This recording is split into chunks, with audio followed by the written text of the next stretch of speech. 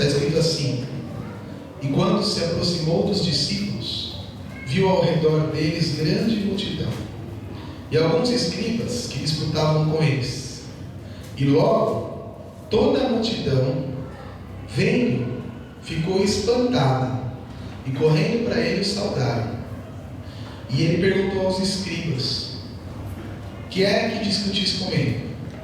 E um da multidão, respondendo, disse: mestre, te trouxe meu filho, que tem um espírito mudo. Ou seja, o moleque não falava.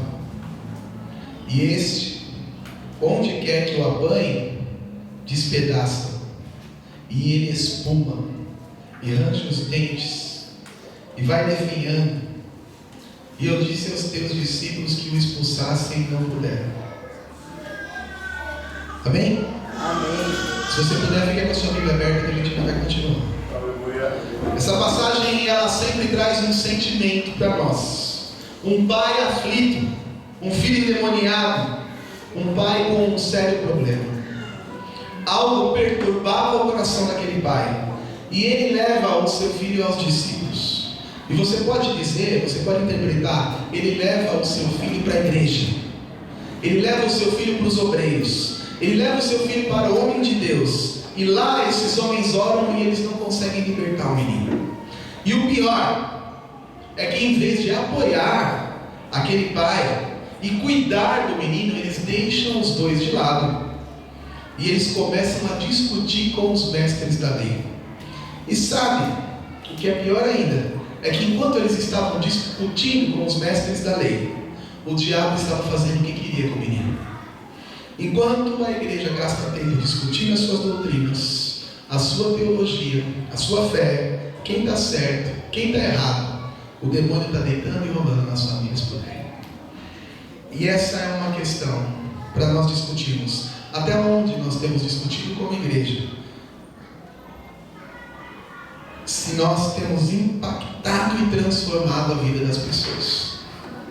Até quando nós vamos nos fechar em discussões e deixar o diabo fazer a festa nos cativos que estão lá fora? Os discípulos fizeram essa reflexão e nós precisamos fazer também. Eles se perguntaram: o que nós erramos? O que houve para nós não conseguirmos libertar o menino?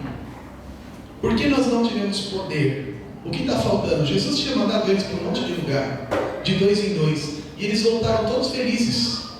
Nós, mestre, nós conseguimos expulsar o demônio, nós conseguimos curar as enfermidades. Aí Jesus fala para ele: não fique feliz por isso, fique feliz pela sua salvação.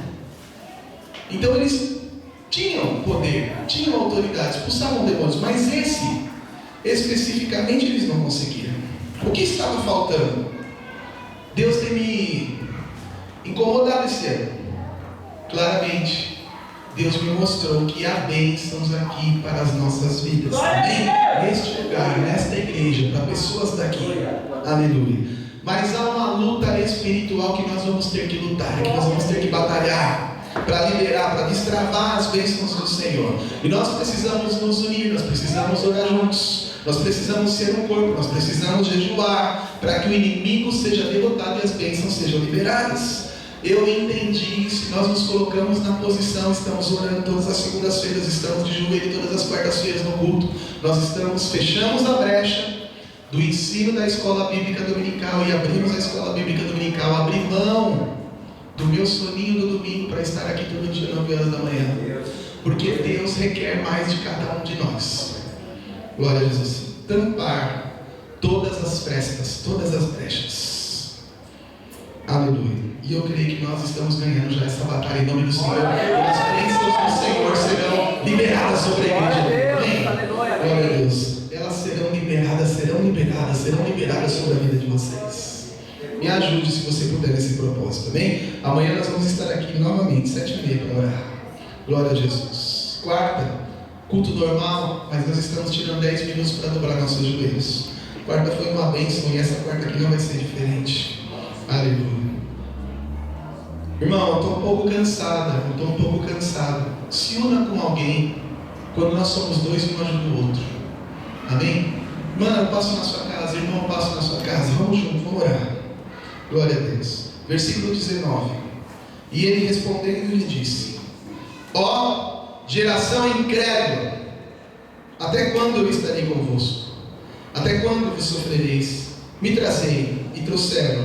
E quando ele ouviu, logo o espírito agitou com violência, e caindo endemoniado por terra, revolvia-se exclamando, e perguntou ao pai: quanto tempo isso se sucede?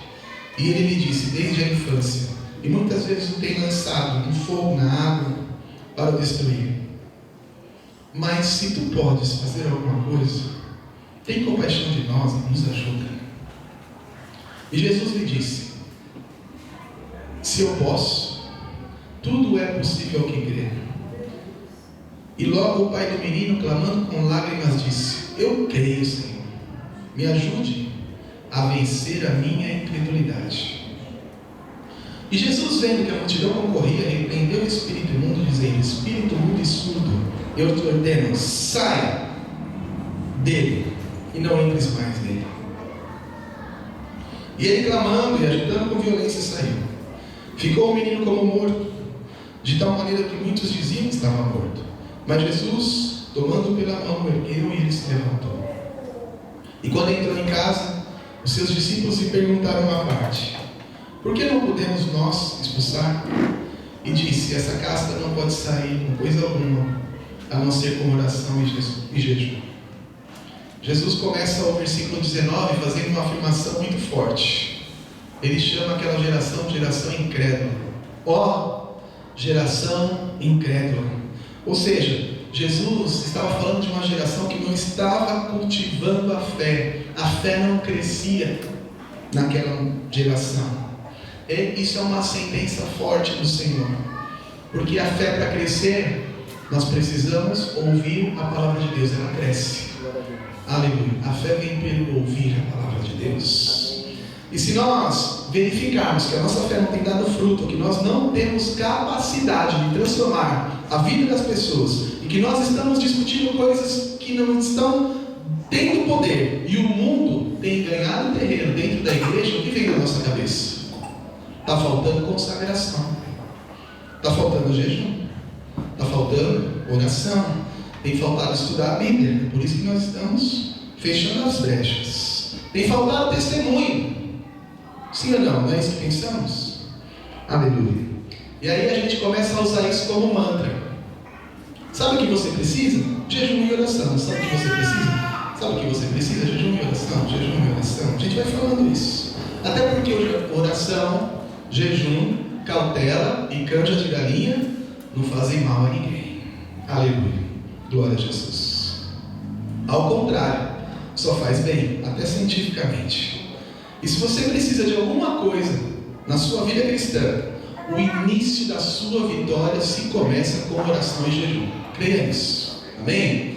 Aleluia. São duas armas poderosas que Deus deixou para nós. Eu estou com um problema no meu casamento. Oração, jejum. Eu estou com um problema de saúde. Oração, jejum. Eu estou com um problema financeiro. Oração e jejum. Eu estou com um problema espiritual. Oração, jejum.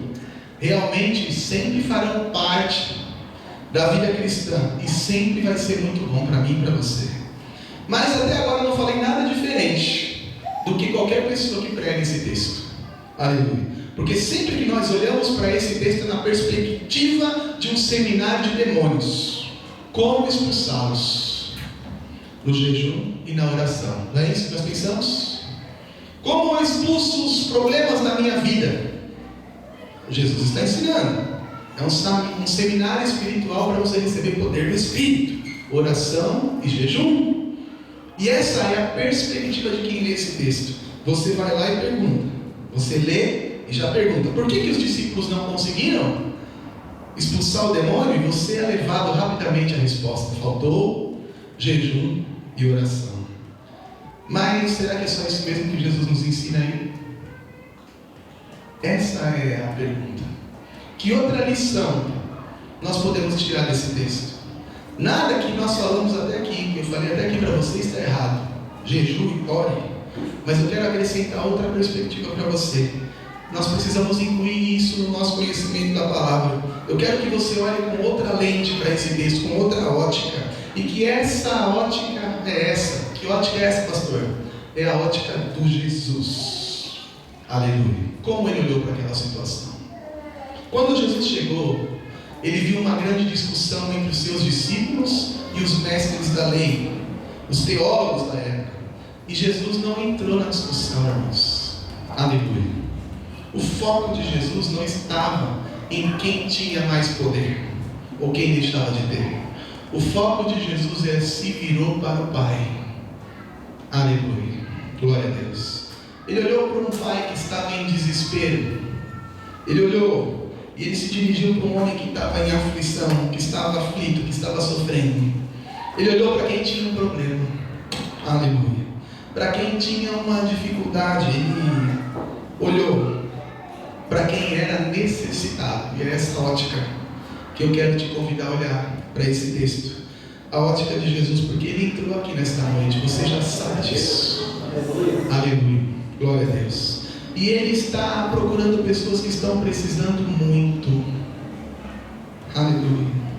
Ele entrou aqui procurando os aflitos, os cansados, os sobrecarregados, os enfermos, os desesperados, os doentes. Ele entrou aqui procurando pessoas que estão passando por grandes tribulações, por grandes dificuldades emocionais, sociais, familiares, financeiras, espirituais. Ele entrou aqui na sua direção, meu irmão. Ele entrou aqui na sua direção, meu irmão. Creia nisso. Ele não entrou aqui para ver se a técnica do grupo estava ótima, se a dança estava sincronizada, se as irmãs estavam ajustadas. Tudo isso ele recebeu como incenso suave das suas narinas, porque tudo que é feito de coração para Deus, ele recebe. Ele entrou aqui olhando para você e para o seu problema, a despeito daquilo que estão falando para você. Ele entrou aqui para ver qual é o seu problema, independente se tenham tentado resolver e não tenham conseguido. Independente de você parecer às vezes uma barata tonta procurando solução para o seu problema, vai até em outras igrejas, procura outras soluções.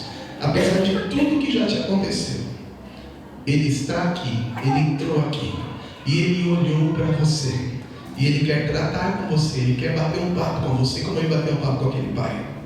Ele quer resolver seu problema. E o olhar de Jesus é interessante, aquele olhar de olhos de fogo, não é isso que a palavra fala? O olhar de Jesus está fixo para você nessa noite. Creia. Aleluia. Glória a Deus. Você precisa entender que o olhar de Jesus tem poder. Aleluia. Ao mesmo tempo que é um olhar compassivo, que é um olhar consolador, um olhar de bênção, um olhar de milagres. Aleluia. Um olhar que transmite íntima compaixão. Ele olha para Maria, ela não aguenta, ele chora. Jesus chorou. Ele olha para aquele pai e ele não aguenta, ele vai lá. Mas o olhar de Jesus ao mesmo tempo, às vezes ele é desafiador e extremamente constrangedor. Aleluia. Porque ele enxerga aquilo que ninguém vê. Ele consegue enxergar dentro de você. E dentro de você ele consegue enxergar a sua angústia, o seu coração, os seus sentimentos, as suas necessidades. Mas ele consegue enxergar também as suas mazelas. Ele consegue enxergar também os seus problemas. Aleluia. Glória a Deus. E ele muitas vezes é constrangedor, é confrontador. O Senhor tem mudado um pouco a minha palavra, e ele tem me dado, ou eu tenho tentado incluir este olhar. Aleluia. Eu amo cada um e não quero te ferir, mas a palavra precisa nos constranger a mudar. A palavra precisa nos desafiar. A palavra precisa fazer-nos refletir. Aleluia. Onde é que está pegando? Aleluia. Esse é o olhar do Senhor. Ele tem poder para nos confrontar apenas com um olhar. E Ele está olhando para você nessa noite. Se permita ser confrontado e se permita ser consolado por Ele. Aleluia. Glória a Jesus. Melhor ainda, se você se permitir ser mudado por esse olhar. Amém? Percebe a ótica de Jesus. O homem disse: pedi aos teus discípulos que expulsassem o espírito, mas não conseguiram. Tem uma verdade aí, e eu não sei se você pensou nisso, eu quero te dizer. Apesar da dor, apesar da angústia, não coloque aquele pai na condição de mera vítima. Glória a Deus. Todos nós que nos aproximamos desse texto, focamos na incapacidade dos discípulos de expulsar o demônio, mas nós não pensamos no pai. ou se pensamos, o vemos apenas como um coitado. Só que Jesus disse: ó, geração incrédula. Ele estava falando de todo mundo. E esse pai conviveu com esse problema do filho por muitos anos. Nunca teve fé, nunca teve poder, nunca teve autoridade para resolver a situação. Ele também não teve capacidade de gerir a sua vida, de forma a não carregar aquele fardo. Aleluia. E eu não sei se você percebe que quando nós olhamos por essa perspectiva, o calo aponta e o calo que dói é o nosso. Aleluia. Ele aperta. Assim como os discípulos se mostraram incapazes, o Pai também é. Nós não somos vítimas dos nossos problemas. Tem muita coisa que nós enfrentamos e que fomos nós mesmos que geramos. E nós estamos incapazes, somos incapazes de resolver os problemas que nós mesmos criamos. E Jesus, Ele quer nessa noite que a gente reconheça isso. Se você reconhecer a sua parte no problema, é o começo da cura e é o começo da solução. Amém? Veja a intenção do Pai. Eu sou pai, eu sou sofrido, eu sou coitado, amargurado. Eu vou levar a minha questão para os ungidos de Deus, para pessoas que têm poder, que têm autoridade, porque eles vão resolver o meu problema, porque eles têm a unção de Deus. E a partir do momento que eles não resolvem, eu saio frustrado, vou até Jesus e digo: seus discípulos não resolveram o meu problema. A oração deles é fraca. A unção e a autoridade deles não foi capaz de resolver o meu problema. Eles estão precisando de jejum e oração. Aleluia. Eu já vi isso um monte de vezes. A culpa nunca é minha. A culpa é sempre do outro. O Weber tem um amigo, um exemplo só, uma ilustração. E o amigo tem uma renda variável X. O Weber que trabalha com vendas, eu posso usar esse exemplo com ele. E tem meses que esse amigo ganha muito bem, tem meses que esse amigo não ganha tão bem, e tem meses que esse amigo não ganha nada. Mas ele não sabe administrar suas finanças. Você sabe disso. Ele é mão aberta, a esposa dele gasta demais, ele vive fazendo mimos que ele não deveria fazer, ele assume dívidas que ele não deveria assumir. E aí, esse irmãozinho fala assim: Weber, ora por mim, repreende o devorador, o cortador, o migrador, o mamon, repreende tudo, repreende o diabo da minha vida, porque eu não consigo prosperar, Weber. E aí o Weber vai lá e coloca a mão na cabeça dele. E o Weber ora, e o Weber expulsa: sai, devorador, eu te repreendo, cortador, eu te repreendo, migrador, eu te repreendo, diabo, eu te repreendo, demônio, eu te repreendo, mamon. E o cara até melhora, começa a vir prosperidade na vida dele, só que ele não muda o seu comportamento, e em pouco tempo ele está com problemas financeiros de novo. E aí ele vai lá no Weber e fala: quer saber? Não é mais o diabo, não é mais o migrador, devorador, cortador, nem o mamão. O problema é você, Weber, porque você não teve poder para orar por mim. Você não teve poder para repreender o diabo que estava em mim. Você está precisando de jejum e oração. Entendeu, irmãos? Aleluia. É para a gente entender o que está acontecendo aqui na palavra. Aleluia. A culpa é do obreiro. A culpa é do pastor. A culpa é da igreja, não é minha. Eu fui lá, eu pedi para orar, e Deus não expulsou esse demônio que estava lutando contra mim. Vocês, pajés, estão precisando de oração e de jejum. A oração está fraca, não tem poder nenhum. Glória a Deus. Eu estou com um problema no meu namoro, no meu casamento, no meu emprego. Eu levo para orar e o problema continuará. Cadê tua unção, igreja? Aleluia. Ou seja, não importa como eu esteja vivendo, eu deleguei. Uma vida sem fé, uma vida sem oração, bagunçada, traindo mulher, xingando o marido, desrespeitando o chefe, falando mal da igreja, falando mal da empresa que você trabalha, murmurando, falta nos cultos, não importa. O que importa é que os homens de Deus oraram, eles que tinham o poder, eles que tinham a autoridade, e não aconteceu nada. O culpado é quem orou. Faltou uma oração, faltou o jejum, faltou o poder. Glória a Jesus. Como está a nossa vida? Por isso que essas igrejas aí na seção do descarrego vivem lotadas. Porque os caras vão lá e prometem: vem aqui do jeito que você tiver, não precisa mudar nada não, os homens de Deus vão orar por você. Ilusão, não vai dar certo.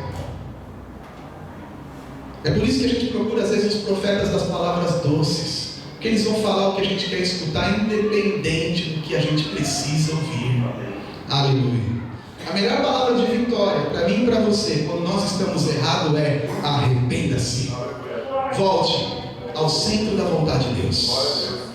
Aleluia. O que aquele pai está falando para Jesus é: os seus discípulos tinham a obrigação de mudar a minha vida, e apesar da dor que ele sentia, que o pai sentia, não o coloque na posição de vítima. Apesar da sua dor, da sua dor, da sua dor, da minha dor, nós respeitamos a dor uns dos outros, mas não vamos nos colocar na posição de vítima. A culpa é da irmã, a culpa é do irmão, a culpa é do pastor, a culpa é da igreja. E onde está a nossa parte? Eu já me ofereci algumas vezes aqui para fazer culto nos lares. Se você quiser, procure. Mas hoje de manhã nós estávamos estudando isso. Ninguém pode se colocar no lugar de Jesus na sua vida. É você que tem que orar a Deus. Jesus é o único intermediador entre você e Deus. Oro a Deus em nome de Jesus. A minha oração tem tanto poder quanto a sua. A sua oração tem tanto poder quanto de qualquer obreiro. A oração de um justo pode muito em seus efeitos. Aleluia. Glória a Jesus. Ele é o caminho, a verdade e a vida. Só se chega ao Pai através dele. O véu está rasgado. Eu sei que você já escutou isso um monte de vezes. Estou falando de novo para você entender. Você tem a autoridade de entrar no Santo dos Santos. Hebreus 16:4. A chegar-nos com toda a confiança ao trono da graça, para que recebamos misericórdia e encontremos o poder que nos socorre no momento da necessidade. Entre. Não tem ninguém para orar por você, não precisa. Ore. Estou fraco, irmão. Orai pelos outros. Procurai alguém, claro.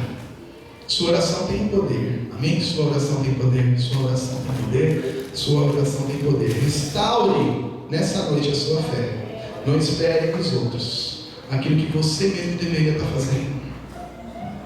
Agora você pode olhar para essa cena de novo. Jesus chega, não se preocupa com a discussão dos mestres da lei com seus discípulos, foi diretamente na fonte do problema. Ele foi procurar o Pai. Por isso que a palavra consola. Jesus vai sempre procurar quem tem problema. Sempre. Aleluia. Porque o texto nos traz a ideia de um Jesus que se importa conosco. Aleluia. Glória a Deus. Que se compadece de nós. Mas para Ele resolver, se Ele tiver que nos confrontar, Ele vai nos confrontar e nós vamos mudar. Aleluia. Jesus nos desafia a abandonar aquela palavrinha que se chama comodismo e começar a olhar para a nossa fé. Como é que a sua fé está? E trouxeram ali, versículo 20. E quando ele viu, logo o espírito se agitou e, caindo endemoniado por terra, revolvia-se espumando. E Jesus pergunta ao pai dele: quanto tempo faz que isso se sucede? Desde a infância. Jesus é onisciente. Aleluia. Quando ele viu o menino, ele percebeu que não era um demônio qualquer. Ele vai dizer que é uma casta diferente, um tipo especial de demônio. E antes de tratar como um menino, novamente ele vai se virar para quem? Para o pai. Pai, há quanto tempo isso está acontecendo? Há quanto tempo sua família tem essas conexões espirituais com os demônios? A resposta do pai foi: desde a infância. Praticamente desde que nasceu. As pessoas acham que podem brincar com essas coisas sem se ver. Naquela época os judeus se misturavam com outras fés, com outras práticas místicas. E hoje também não é diferente. As pessoas caem endemoniadas. Na maioria das vezes tem algum problema seu, de um familiar, relacionamento com o demônio há muito tempo. Jesus ele confrontou o pai: há quanto tempo faz? Esse problema tem dominado a sua vida, a vida da sua família. Não é seminário de demônio. Eu vou trazer para a sua prática. Uma casta mais pesada é uma casta que você está comprometido, que você está envolvido por muito tempo. está arraigado dentro de você. E é isso que Jesus quer te perguntar nessa noite, é isso que Ele quer te confrontar. Desde quando esse seu problema aí acontece? Há quanto tempo você tem passado por esse problema? Há quanto tempo você está envolvido com um pecado? Ou há quanto tempo você tem um comportamento que só faz se agravar? Desde a infância? Desde a adolescência? Há quanto tempo eu ou você temos um pecado de estimação? Ou um modo de vida que nós não queremos abandonar? E nós decidimos viver igual a Gabriela. Eu nasci assim, eu cresci assim, eu vou ser sempre assim, vou morrer assim, não quero. Eu sou assim mesmo, esse é meu jeito, vou morrer assim. Quanto mais há um envolvimento com o pecado, quanto mais há um envolvimento com o comportamento, mais difícil é você expulsá-lo da sua vida, mais difícil é você romper com ele. Glória a Jesus. Tem práticas que nós passamos a conviver, por mais que seja ruim para nós. Como a mulher do malandro, parece que gosta de apanhar, não é assim que a história fala. É ruim, mas ela gosta. Queremos, mas não queremos. Quer libertação? Não quer, irmão. Aleluia. Jesus está te confrontando, bem? Parece Chaves. Vamos resolver o problema hoje? Eu vou. Quer abandonar o pecado hoje? Eu quero. Mas no fim, não quer. Até que ponto eu e você queremos ser transformados de verdade? Jesus conversa com o Pai, foi aprofundando, foi chegando na ferida. E lá no centro do problema Ele quer chegar. E é preciso verificar onde está o nosso problema. Se ele está de verdade nas pessoas, pode até estar. Quando eu estou falando isso, eu não estou tirando a minha responsabilidade do Douglas, responsabilidade dos obreiros. A Bíblia fala que nós temos que orar, que nós temos que jejuar, que tem que trazer os enfermos até os presbíteros para que eles unjam, para que eles orem, para que as enfermidades sejam retiradas. Há uma responsabilidade sobre a igreja. Mas, e você? Você está disposto a abandonar a prática que está fazendo você viver dessa forma?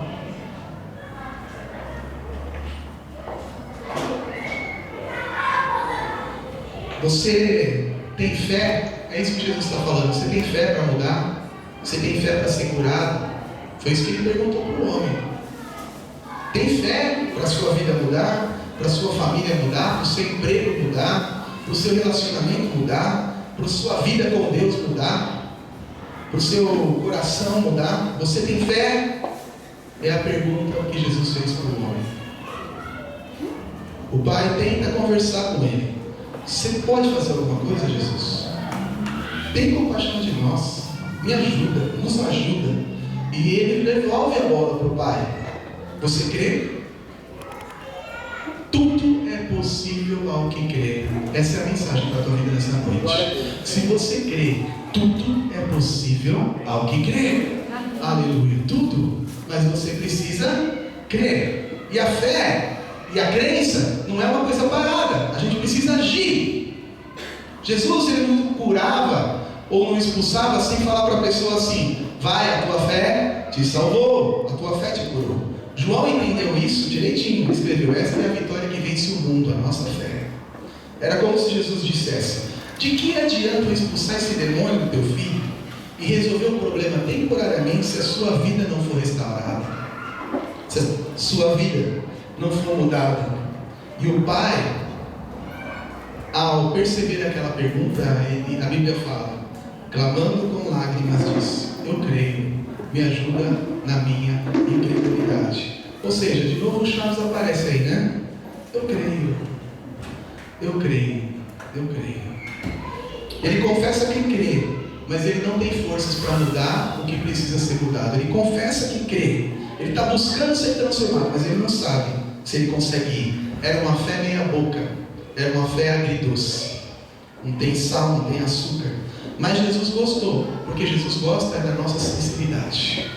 Aleluia, glória a Deus. Ele está procurando pessoas sinceras aqui, que estão querendo mudar, que estão precisando mudar. Pessoas que se arrependem, que querem deixar coisas para trás e que querem prosseguir livremente dessas coisas que estavam segurando a sua vida, mas mesmo que você ainda não saiba, você vai conseguir. Jesus está aqui para dar a força que você precisa. Amém? Glória a Deus. Aleluia. Por que a gente precisa mudar de uma vez? Por que Jesus não resolve só, passa um cuspe lá e passa um paninho? Ele não faz isso. Porque em Mateus 12:43 ele diz: quando o espírito imundo sai de um homem, passa por lugares áridos, procurando descanso, e não encontra, diz: voltarei para a casa de onde saí. Chegando, encontra a casa desocupada, barriga em ordem, então vai, traz consigo outros 7 piores do que ele, e entrando passam a viver ali, e o estado final daquela pessoa é pior do que o primeiro. E assim acontecerá a essa geração perversa. Ou seja, Jesus quer resolver de uma vez. Quando ele expulsou, ele falou: sai e não volta nunca mais.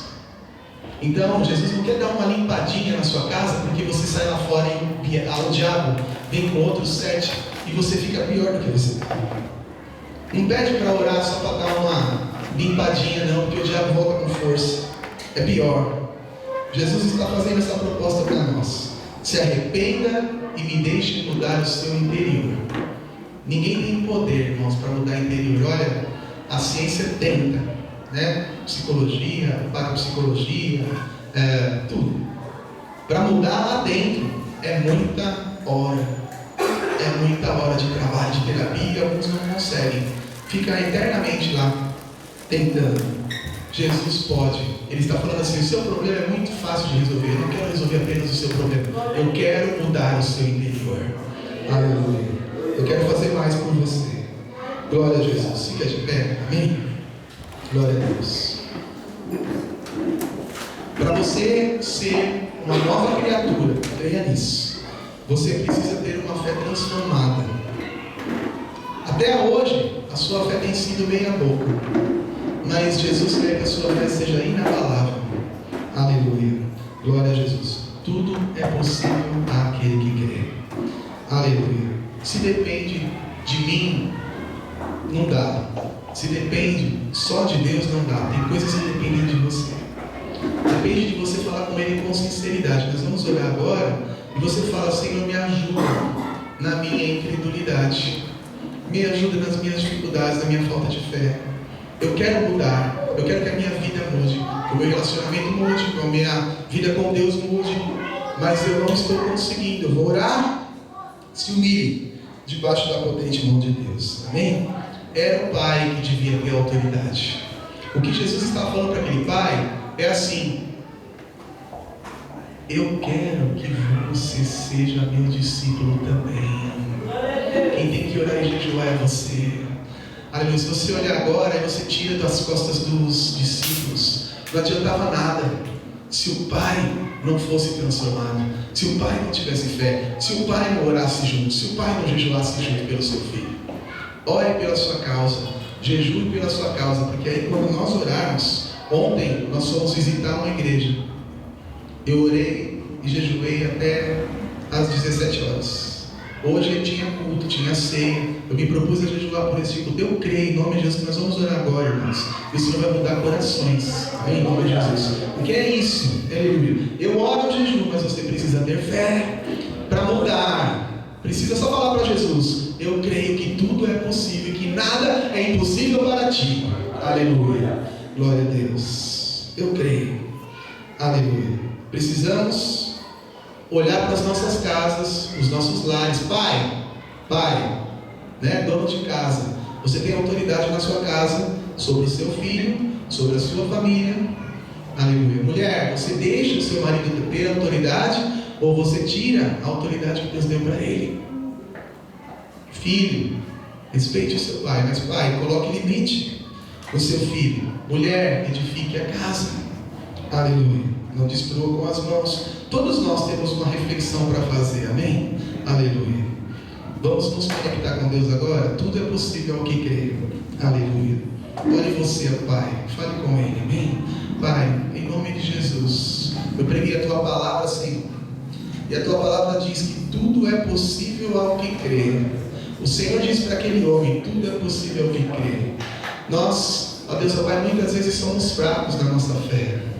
Nos ajuda na nossa incredulidade nesta hora.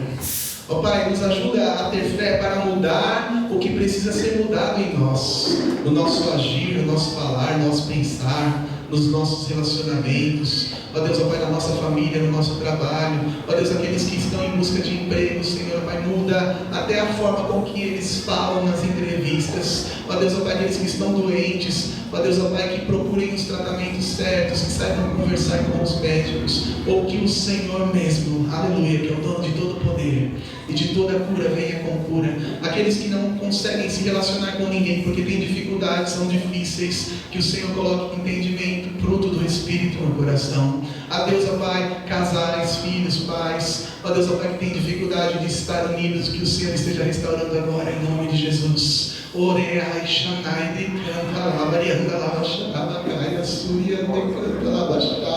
Faz uma obra no meio do teu povo, Senhor, para que nós possamos atingir vidas. Como igreja, Senhor, ó Pai, nos ajuda na nossa fé. Como igreja, nos ajuda a atrair pessoas para o teu evangelho, Senhor. Ó Deus, ó Pai, nós cremos, tudo é possível ao que crê. Eu creio no Senhor, eu creio que tudo é possível. Eu creio que nada é impossível para o Senhor. Eu creio que o Senhor trouxe esse povo nessa noite aqui para te adorar, e o Senhor foi exaltado sobremaneira. Aleluia, mas agora nós pedimos, Senhor, a Tua palavra diz, e nós queremos tomar posse da Tua palavra.